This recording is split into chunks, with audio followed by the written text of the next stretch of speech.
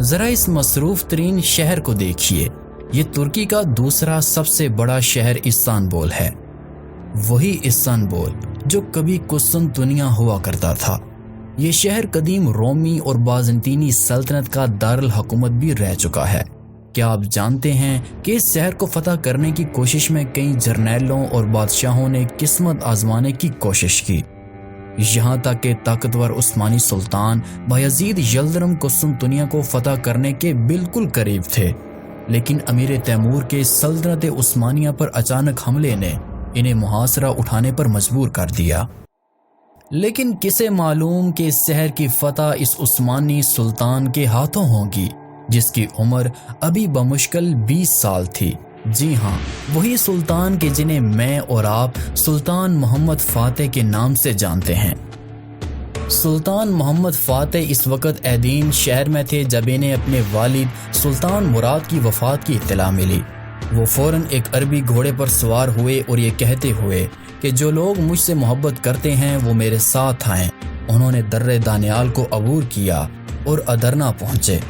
تخت نشینی کے وقت ینیچری کی خوشنودی حاصل کرنے کی غرض سے انہوں نے انعامات تقسیم کیے، جس سے آئندہ کے لیے مثال قائم ہو گئی اور ینیچری میں بھی اپنی اہمیت کا احساس پیدا ہو گیا۔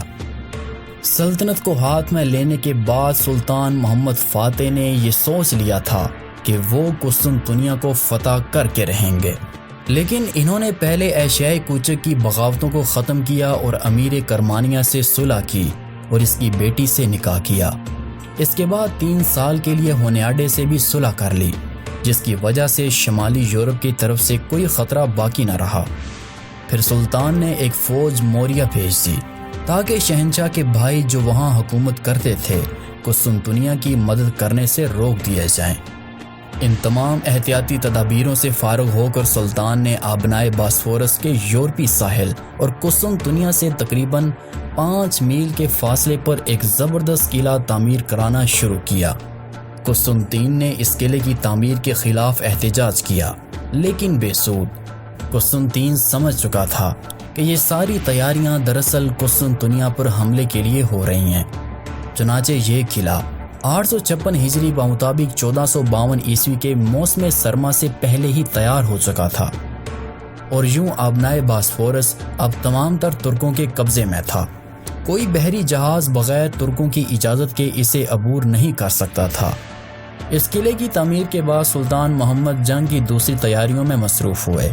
انہوں نے ادرنا میں 1.5 لاکھ فوج جمع کی، لیکن قسطنطنیہ کی فتح کے لیے مفت سپاہیوں کی تعداد کافی نہ تھی، کیونکہ یہ شہر مثلث نما تھا جس کے 2 حصے پانی میں گھرے ہوئے تھے۔ بری فوجیں صرف تیسرے حصے سے حملہ کر سکتی تھیں جو مغرب کی جانب واقع تھا، لیکن اس کی حفاظت یکے بعد دیگرے 3 زبردست دیواریں کر رہی تھیں جو توپوں کی اعجاز سے قبل ہر طرح کے حملے سے محفوظ خیال کی جاتی تھیں۔ اندر کی دونوں دیواریں بہت موٹی تھیں اور ان پر 170 فٹ کے فاصلے سے مضبوط برج بنے ہوئے تھے۔ ان دیواروں کے درمیان 60 فٹ کا فاصلہ تھا۔ یہ دیواریں 5ویں صدی عیسوی میں شہنشاہ تھیوڈوسیس ثانی نے تعمیر کرائی تھیں اور اب تک 21 محاصروں میں قسطنطنیہ کو دشمنوں کے قدم سے محفوظ رکھ چکی تھیں۔ قسطنطنیہ کی فتح کے لیے ضروری تھا کہ ان دیواروں پر کامیابی کے ساتھ گولہ باری کی جائے۔ کچھ عرصے سے ترکوں اور عیسائیوں نے جنگ میں توپوں کا استعمال شروع کر دیا تھا، لیکن سلطان محمد نے پرانی توپوں کو ناکافی خیال کرتے ہوئے نہایت عظیم الشان توپیں بنوائیں جو کہ اپنی جسامت اور طاقت کے لحاظ سے بے نظیر تھے۔ ایک اربان نامی عیسائی انجینئر جو کہ ہنگری کا رہنے والا تھا اور بازنطینیوں کی ملازمت سے علیحدہ ہو کر سلطان کی خدمت میں چلا آیا تھا، اس نے نہایت زبردست توپیں بنائیں جس کے سنگی گولوں کا قطر 2.5 فٹ تھا۔ اس کے علاوہ اس نے وہ بھی توپیں بنائیں جو نسبتاً چھوٹی تھیں لیکن زیادہ تیزی کے ساتھ گولے برسا سکتی تھیں۔ سلطان محمد فاتح نے قسطنطنیہ کے محاصرے کے لیے 180 جہازوں کا ایک بڑا بیڑا تیار کرایا۔ ادھر قسطنطین نے بھی اپنی بچاؤ کے لیے تیاریاں شروع کر رکھی تھیں۔ اس نے شہر کی دیواروں کی مرمت کرائی اور جو کچھ رسد ممکن تھی اپنے پاس ذخیرہ کر لی۔ اس کے بعد اس نے مغربی یورپ کے فرما رواؤں سے مدد کی درخواست کی اور مشہور جینوی کمانڈر جان جسٹینیانی اپنی 2 جنگی جہازوں اور 700 منتخب بہادروں کے ساتھ محاصرہ شروع ہونے سے تھوڑی ہی دیر قبل آ پہنچا۔ یہ شخص اپنی شجاعت اور اعلیٰ فوجی قابلیت کے لحاظ سے تنہا ایک فوج کے برابر تھا۔ دوران محاصرہ وہ خاص کر آخری حملے کے روز اس نے ایسی جانبازی کا ثبوت دیا کہ خود سلطان محمد فاتح نے حسرت سے کہا، کاش یہ شخص میرے فوجی سرداروں میں ہوتا۔ 26 ربیع الاول 857 ہجری بمطابق 6 اپریل 1453 عیسوی کو قسطنطنیہ کا محاصرہ شروع ہوا۔ دوران محاصرہ یونانیوں نے غیر متوقع شجاعت اور استقلال کا ثبوت دیا۔ جسٹینیانی کی فوجی مہارت خاص طور پر نمایاں تھی۔ بری فوج کے حملے کا ابھی کوئی معمولی اثر بھی ظاہر نہ ہونے پایا تھا کہ وسط اپریل میں ایک مختصر سی بحری جنگ پیش آئی۔ وہ دراصل کچھ یوں کہ ایک یونانی اور 4 جینوی جہاز اہل قسطنطنیہ کے لیے سامان رسد لا رہے تھے۔ بحر معمورہ کو عبور کرنے کے بعد جب وہ ابنائے باسفورس میں بمشکل داخل ہوئے، انہوں نے دیکھا کہ 140 عثمانی کشتیاں ان کی راہ میں حائل ہیں۔ جس وقت یہ جہاز بندرگاہ کے قریب پہنچے تو ترک بیڑے نے ان پر حملہ کر دیا، لیکن چونکہ جنوی جہاز عثمانی کشتیوں کے مقابلے میں بہت اونچے اور طاقتور تھے، انہوں نے عثمانی کشتیوں پر پتھر اور آگ برسانا شروع کر دیے، جس سے ان میں انتشار پیدا ہو گیا۔ سلطان محمد فاتح ساحل پر کھڑے یہ منظر دیکھ رہے تھے، ان سے رہا نہ گیا۔ انہوں نے بے اختیار اپنا گھوڑا پانی میں ڈال دیا، لیکن ترک بیڑا اس وقت تک اس قدر منتشر ہو چکا تھا کہ ایسائی جہازوں کو نکل جانے کا راستہ مل گیا۔ جینوی جہازوں کی اس شاندار فتح کا اخلاقی اثر محصورین پر بہت اچھا پڑا۔ ان میں جرأت و استقلال کی ایک نئی روح پیدا ہوئی، تاہم صرف اس روح کا پیدا ہو جانا ہی مدافعت کے لیے کافی نہ تھا۔ جینوی رسد کے بعد پھر کوئی دوسری رسد باہر سے اہل قسطنطنیہ تک نہ پہنچ سکی۔ دوسری طرف سلطان محمد نے بھی اپنی پہلی بری شکست کے بعد محاصرے کی سختی کے لیے ایک زیادہ مؤثر تدبیر سوچی۔ سلطان کو اندازہ ہو چکا تھا کہ ابنائے باسفورس کے اس حصے میں جہاں پانی زیادہ گہرا تھا، ترک بیڑا عیسائیوں کے طاقتور جہازوں کے مقابلے میں مشکل سے کامیاب ہو سکے گا۔ لہٰذا انہوں نے اپنی کشتیوں کی ایک بڑی تعداد بندرگاہ کے بالائی حصے میں منتقل کر دینی چاہی۔ سمندر کے راستے سے بندرگاہ کے اس حصے تک پہنچنا ممکن نہ تھا، اس لیے سلطان محمد نے ایک ایسی صورتحال اختیار کی جو کہ ان کی ذہانت اور عزم و استقلال کی ایک غیر فانی مثال ہے۔ باسفورس اور بندرگاہ قسطنطنیہ کے درمیان 5 میل کا فاصلہ تھا۔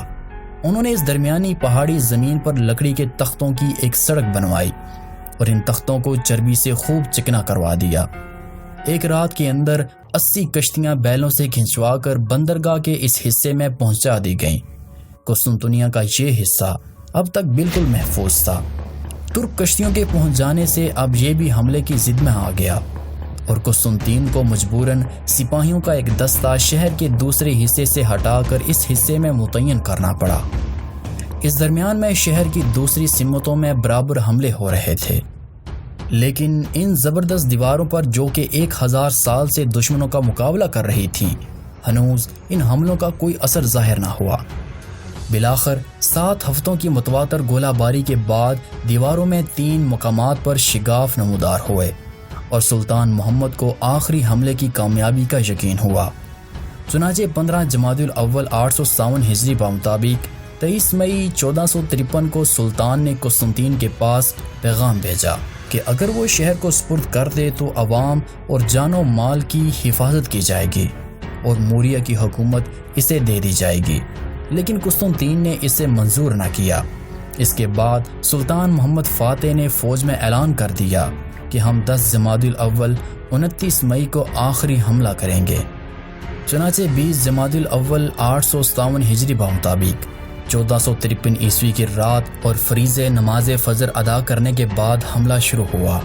حملہ مختلف سمتوں میں ہو رہا تھا، لیکن سب سے زیادہ زور اس حصے پہ تھا جو کہ دروازہ سینٹ رومانس کے قریب تھا۔ وہاں کی دیوار ترک توپوں کی گولہ باری سے بہت مجروح ہو چکی تھی۔ عثمانی اور یونانی سپاہیوں کی تعداد میں کوئی مناسبت نہ تھی، لیکن دوپہر سے پہلے تک انتہائی کوشش اور فتح کی پوری امید کے باوجود عثمانی فوج کا ایک سپاہی بھی شہر میں داخل نہ ہو سکا۔